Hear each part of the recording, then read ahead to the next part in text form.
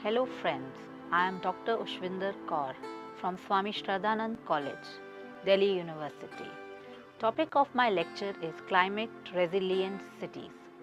Research should be taken in following fields promote smart, resilient and sustainable cities. Every urban area or city is similar in one context that they are urban areas, but each one have their own unique identity and conditions.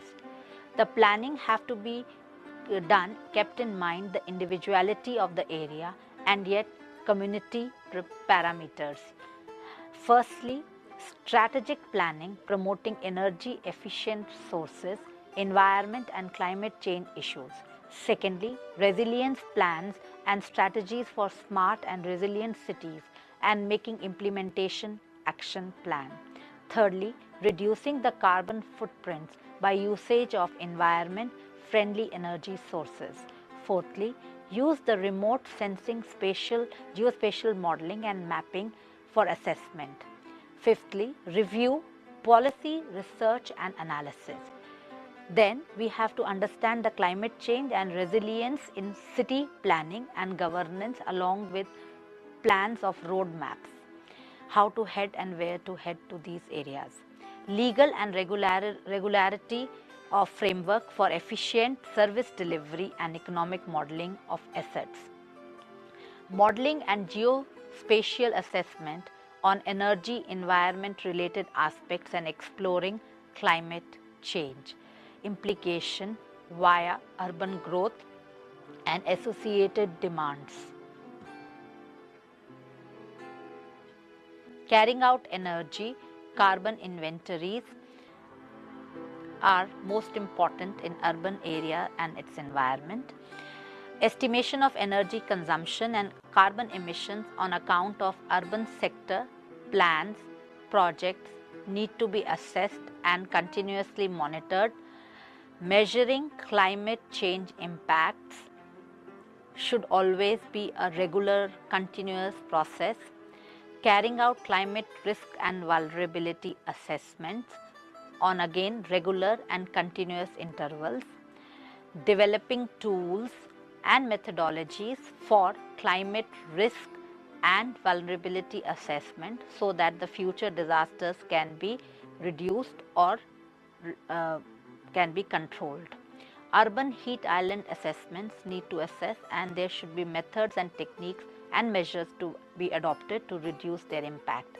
Providing sustainable solutions for urban infrastructure services, transport, water, waste management, energy, green buildings should be of paramount importance and replicated in various parts of the country. Policy and regulatory research to promote sustainable and resilient urban infrastructure services should be there in all the urban centers. Developing technology applications so that the modern knowledge and techniques can be used to improve the city's situation and resilience. Conducting technical and financial feasibility studies so that financial validity and viability of the events can be assessed. Preparing investment strategies and implement action plans. Implementing pilots and installations so that such models can be replicated in other areas. Conducting monitoring and evaluations and audits of the processes and the activities conducted. Creating knowledge and building capacities so that the local upliftment is always there.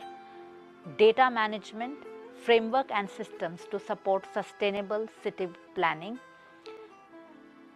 to enhance the statistical and quantification of data.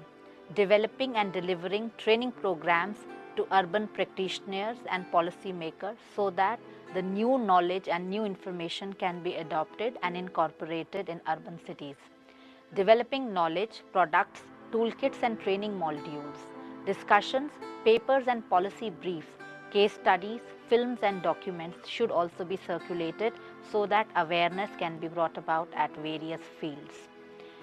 Why urban resilience is a very important question. the source argument can be made that it is not only cities but must become resilient. We would also agree the fact that there has to be a working in the rural areas also, so that the immigration of people could be controlled and small farmers are able to live in resilience in their rural setting, and they no longer would be interested in coming to the urban areas and create pressures on the urban systems, and thereby also helping in the resilience of urban centers. It is expected by 2050 more than 75% of the world population will be living in urban areas. So it is a very needed effort to promote the well-being of humanity, and it must be considered that population is a most important parameter for resilience in the urban areas. The urban resources such as infrastructure, food chains and capacities are always stressed because of inflow of people and growing population. What happens in the city is also affecting other areas, and it is seen in Bangkok flood in 2011. It took the entire value chain, disrupting manufacturing in rural areas also of Midwest United States. So it is a global approach and a global impact which can be seen if there is a calamity or if there is a problem in one part of the world. So we need to share the responsibility of resilience in cities. Building resilience is not a task of a single actor or a single sector or a single country.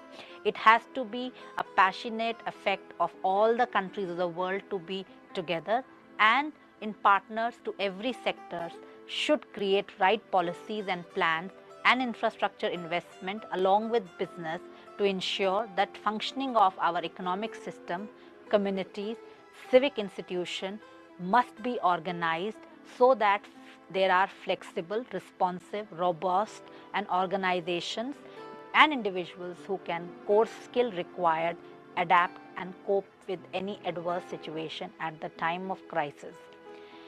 A way of operating can be that ultimately urban areas should be resilient enough to enable poor and vulnerable to become better protected against catastrophic events, for which they are often less prepared than the people with greater access to safety and better living conditions, by providing them insurances and products which can reduce the risk for their lives as well as their residences. So one way of resilience strategies can be meaningful, and it can be important for the people living in the tragedy prone areas or areas which are prone to some kind of natural calamities. So there need to be built a good transport network. Rapid transit system should always be there, which ensures that even poor and lower income category people are also able to afford. Whereas a BRT should also be an alternate source for transportation of such marginal communities. We also need to work long time resilient strategies, particularly in urban areas, for a large part of the city, so that an integrated transformation can take place in the city regions. Resilience is not just for times of stress, it should be there all the time to have a more vibrant, thriving city, and in good times as well as in the bad times. Qualities of resilient of the city is reflective, robust, redundant, resourceful, inclusive, integrated and flexible. Cities are on the front line of climate change. Substantial improvements to the current living conditions and build resilience to future changes in the climate. Step 1 will be to take grips with the problems and the kinds of finance available. You need to take out the best and to reduce the impact of calamities. The large and the growing urban populations of Africa and Asia frequently live in places that are exposed to hazards such as floods and tropical storms, which will become more frequent, and intensity is coming or is also increasing. Also, the intensity of the storm is also increasing. So many a time the towns and the cities are lacking the basic infrastructure and resource. To reduce the risk of such hazards, we need to provide resilience among the citizens and the environment, city environment. The recent assessment of 468 cities worldwide indicated 68% of them are engaging in process of climate adaptation planning, whereas another survey showed that 54 were acting to reduce risk from heat waves, planting trees and carrying out activities, while 30 cities were going to a step further by improving their storm water systems to reduce the risk from flooding and heavy rainfall and storm surges. Low-income groups have used such funds to acquire land in areas less prone to hazards such as floods and storms, or to make small improvements to the land or improve the drainage, or to reduce the risk of flooding in the areas where they are residing.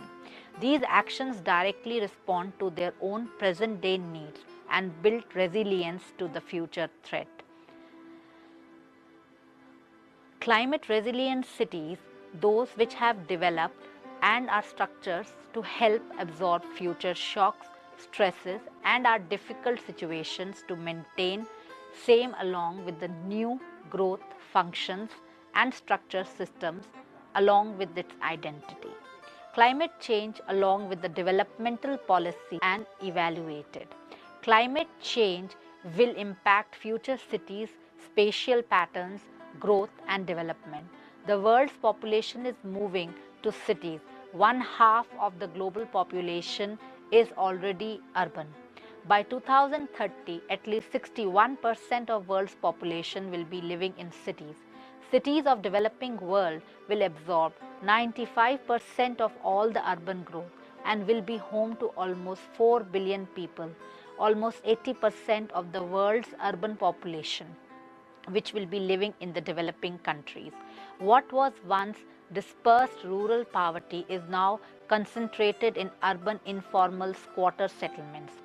Whereas Asia holds 1/2 of the world's slum population of about 581 million, by 2015, 12 out of 15 largest cities of the world will be in the developing countries, and out of which 4 will be in Asia. Climate-related vulnerability increases not only from flooding due to more precipitation and storm surges, landslides, drought, salt water intrusion, typhoons, but also because of earthquakes and other similar hazards, particularly where poor people are having poor quality and ill-maintained infrastructure, low quality building stock and lower resilience of the high-density society comes into play.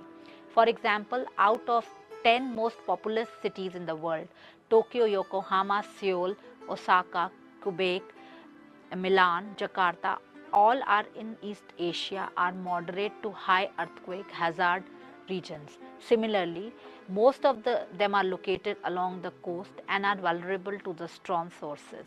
So there is a multi-dimensional hazard pronity in these cities which can be seen.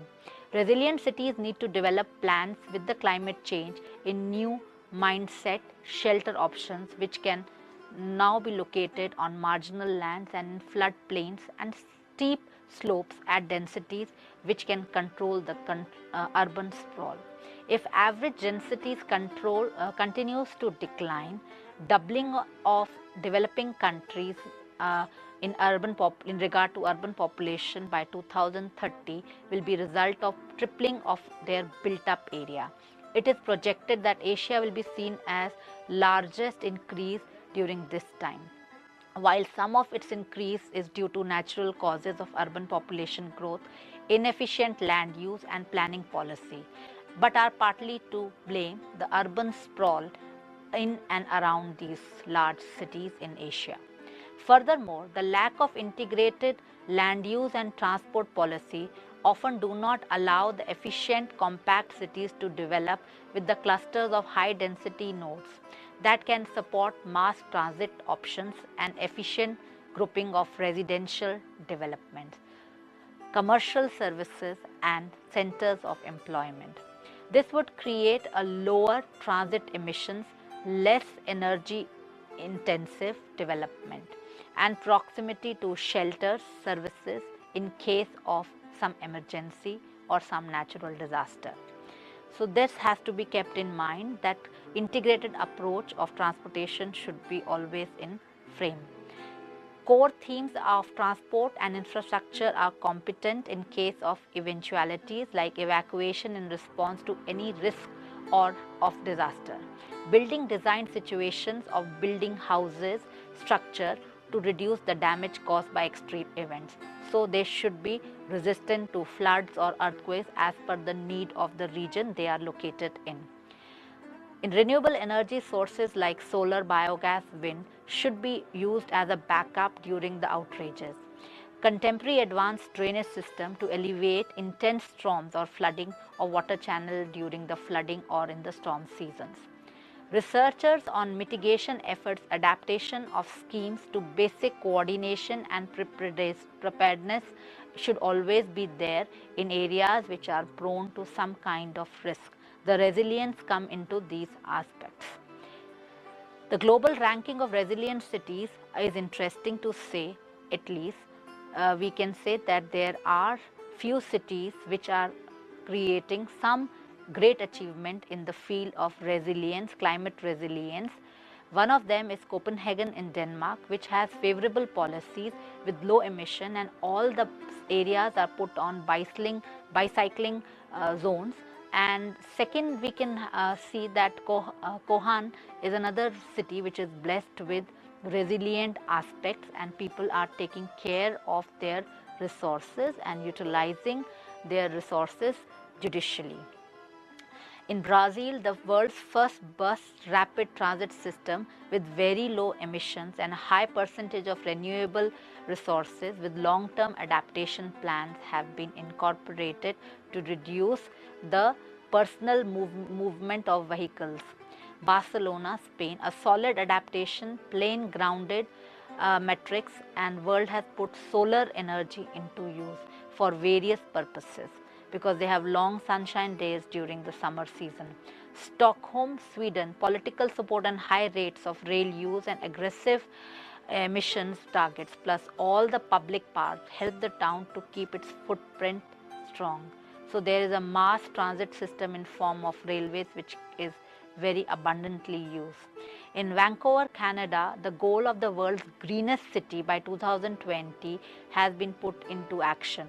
90% of renewable energy portfolios, low emissions per capita, local food sourcing, and lots of LEDs are used in the buildings to reduce the carbon prints into the environment. In Paris, again, there has been a detailed plan and an aggressive greenery drive program has been put into stand, so that the area can be green and it could be more resilient to changing environmental conditions. In San Francisco, USA, again, LED light, LED gleaming buildings are most common sights to be seen, and a group of purchasing program for renewable energy sources also on underway, where solar lights are very cheaply available and abundantly used in these regions. Other areas have public transport systems coming into forefront, so that private vehicles work numbers can be reduced and it can be used as a alibi in case of any emergency. Otherwise, public transit systems are gaining importance in various parts of the world.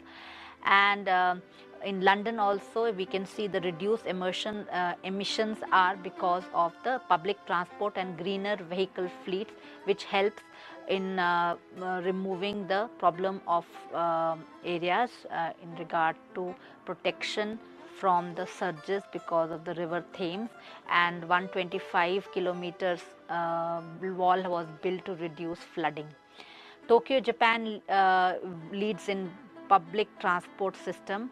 Climate action plan is in place, but detailed adaptation plan is not in place, whereas renewable resources are sparsely used without specific mandate. It is an odd list among the top 10. Some of the world's most populous and global countries are also having mixed with smaller and progressive towns. List of these are, for example, which have diversified results like Cape Town, Johannesburg, Kyoto, Melbourne, Sydney, Seoul, Amsterdam, Rome, etc., etc., Sao Paulo, etc., are witnessing changes, and their resilience towards the climate is increasing, and adaptability to more environmental friendly techniques is on the way. Cities are already beginning to build resilience in response to emerging threats associated with climate change. The strategies we are adopting are often win-win results, making them healthier, more attractive places to live in and to do business. Resilience is demonstrate the city's willingness to embrace innovations and culture and overall well-being of the place and better livelihood options within the city. Here 8 examples of action cities have come into picture to foster resilience among areas. Foster resilience. Chicago in United States supporting vertical farms through better zoning, and small greens are grown in these areas along the houses and along the commercial centers. Thanks to every saving technology advances like low energy LED lamps, vertical farms in cities can raise vegetables using fraction of energy and water required by conventional outdoor crops, and without necessarily using pesticides or herbicides, which can cause chemicalization of the food grains and the vegetables.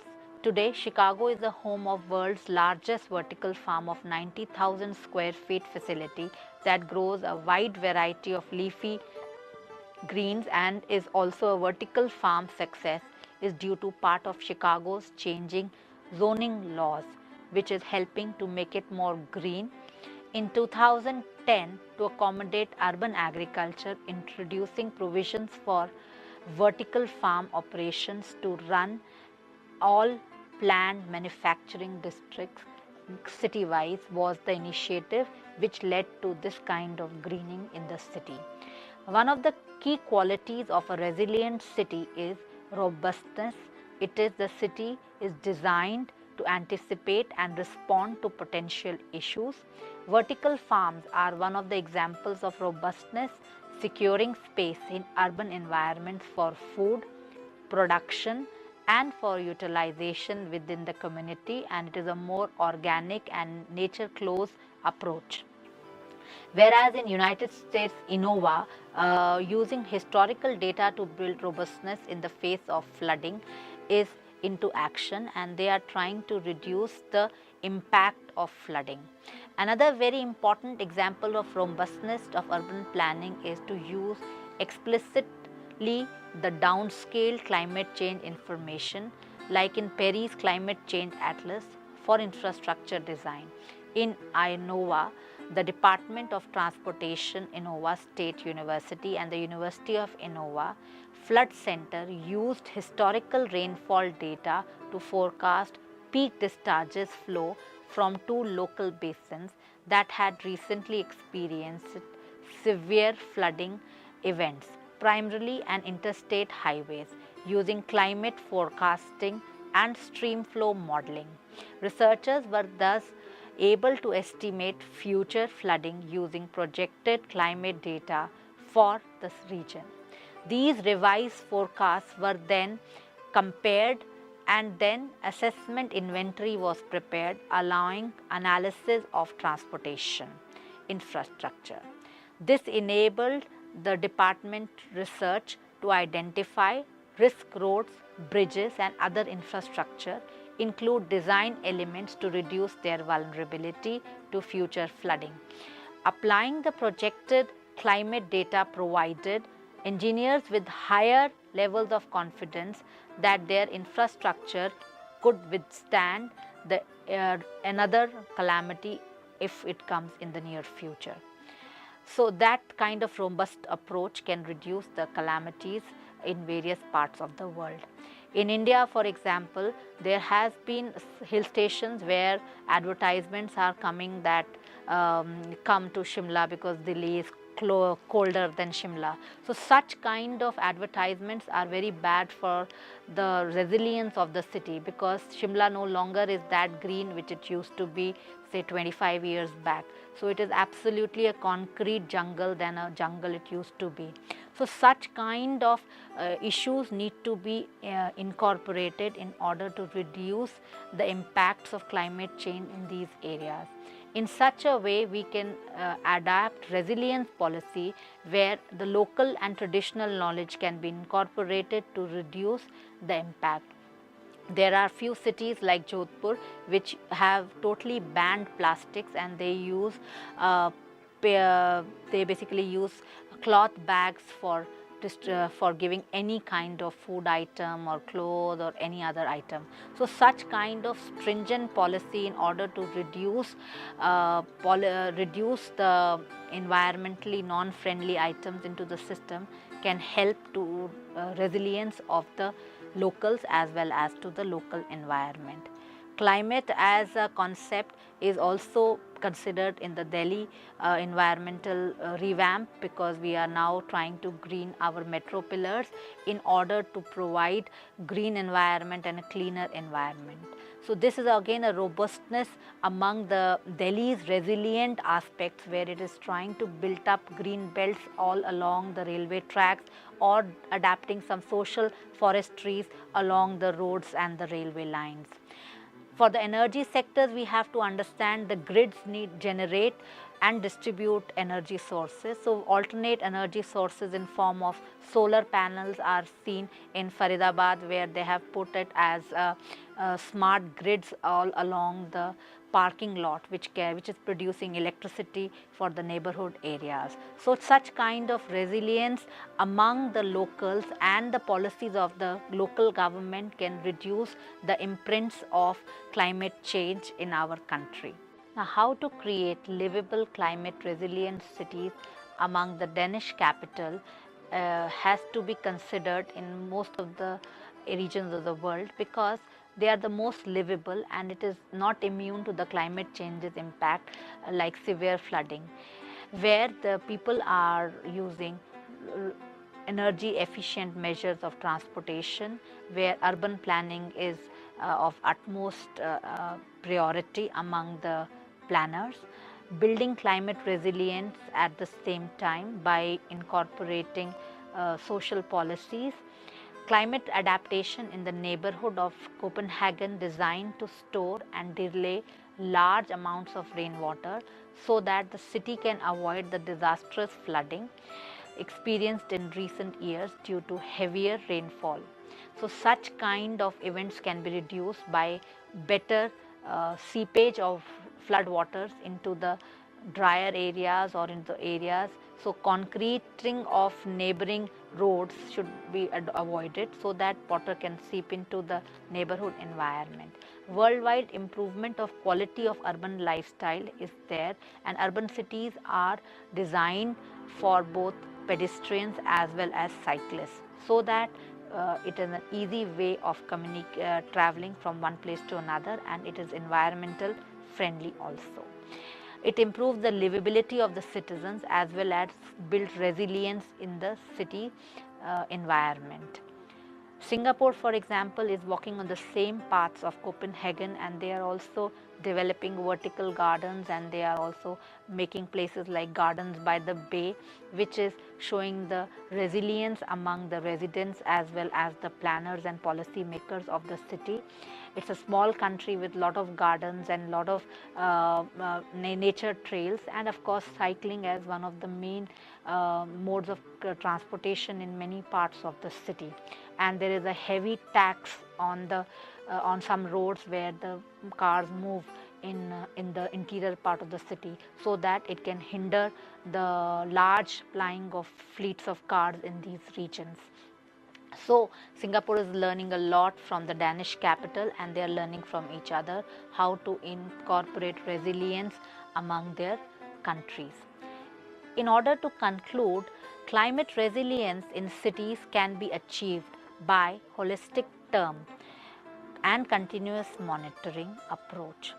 The means to attain various forms of the area, city as a geographical location, climatic as well as weather conditions, socio-cultural ethos, political will and inclination of economic disparities to be reduced, and visible impact of mechanism adopted for climatic resilience among the inhabitants and among the region itself. Thank you.